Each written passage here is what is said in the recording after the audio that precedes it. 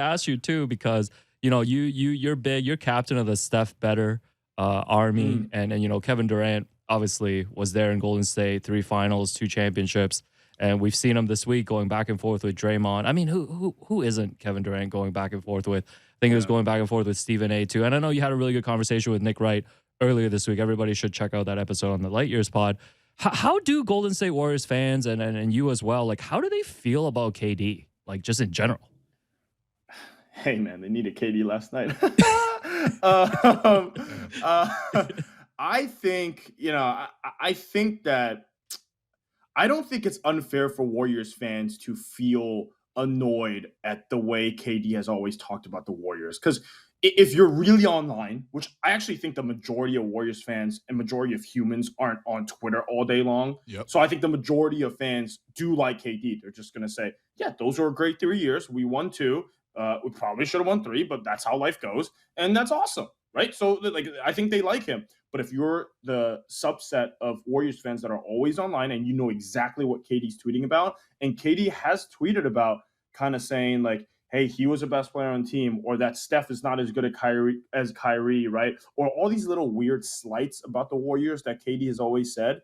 I think you always tend to feel some type of way. So it's a two-way street. It's not that KD left and then Warriors fans said, oh, we hate you. It's that KD left. Awesome, cool. You did great things here, but you also take pot shots at Steph. You take pot shots at the Warriors. So now we got to feel like we got to defend our team, right? So it's like that kind of thing. I think overall, though, all that is kind of tiny.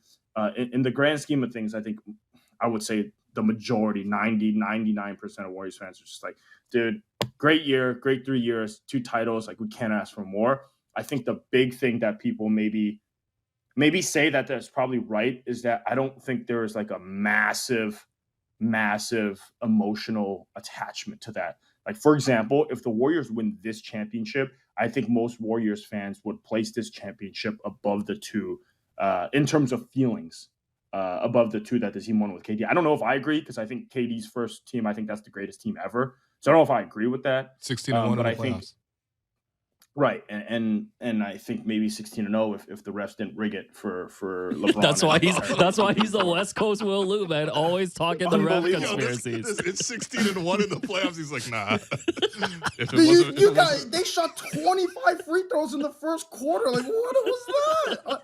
Unbelievable stuff. I'm sorry, man. Y'all have to be stopped, man. It was all hands on deck when you guys had KD. Oh man, Adam Silver was calling in from the top. Just unbelievable, man. Hey, they ruined a blemish on that record, by the way. I still, to this day, I would never forget how ridiculous that was. You knew they would win the championship. Like, it was 3-0. It was in the bag, but it was just sitting there, and I'm just like, and those are great Cavs teams. Like, I would argue that was the best iteration of the Cavs. They were unbelievable. It just didn't matter. And it's just like, why give them a game? It wasn't even the Warriors' fault. It was just anyway. We're not here to discuss the NBA's great refereeing that they always have each postseason. Yeah, because there's these T-shirts you guys printed out. It said Andy Lou ruined the dynasty. Because I know you're pushing the Steph agenda. I guess my last question for you is, like, are you responsible for pushing Kevin Durant to Brooklyn to join Kyrie Irving? I will say this. Kevin Durant definitely spent way too much time. Here's the thing. He never talked to me. He's known for going in and DMing just random reporters and just be like, hey, yo, I heard this on the podcast. And you're just like, dude, that guy is like a beat reporter who has a podcast that no one listens to. And Katie's just in there, just, at minute 42 and 36 seconds, you said this about me. And I'm just like, what is, and they would tell me this, right? And they would talk to them. The crazy thing about Kevin Durant, though, even though he talked to every single person, would never talk to me. Would never, ever talk to me. And I think he would always get mad because I would always say, and I always tweet out, like, dude, you're miserable here. You are going to leave. Stop lying, right? And I think people always thought that was like slander, but I always say, like, yo, I was just speaking facts. Like, I know, KD, you were going to leave, but he never actually said anything to me. If he did, I probably would have had a conversation with him. But me and besides the tweeting that he would do to me, so I don't think I kicked him out. I think he, you know what I think he did? He wanted to be best friends with Steph, Clay, and Draymond. Like, that was his thing. Now he's best friends with Kyrie, like, as a boy, as a person. But that's just not how the Warriors were like 5 years ago. 5 years ago, like these guys have kids, wives, like they have families, they want to go golfing. Like KD doesn't want to go golfing. KD wants to smoke weed and play video games. Like that's not what Steph does. Can you imagine Steph doing that? Right. And then like Clay's on his own stuff. So I think he wanted a family, like a true family, and the Warriors were just like, nah, we're just here to play some basketball, man. So I don't know if that's the answer you're looking for, but Kevin Durant lives a very interesting life. No, he's not ever going to win another championship.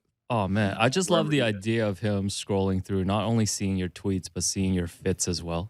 Like, not only does he have to see all your takes, no, he's got to see the K-pop gifs, everything, man. He's got light years in the AirPods while looking. Oh, at he your 100% listens. And 100% listens. Oh man. Oh, that's so amazing. And I think the thing that's tough for me, and I feel bad for Kevin. Listen, KD doesn't need anyone to feel bad for him. Is that he's talked about this? Other people have talked about it. He won that first championship in Golden State, and like he felt empty.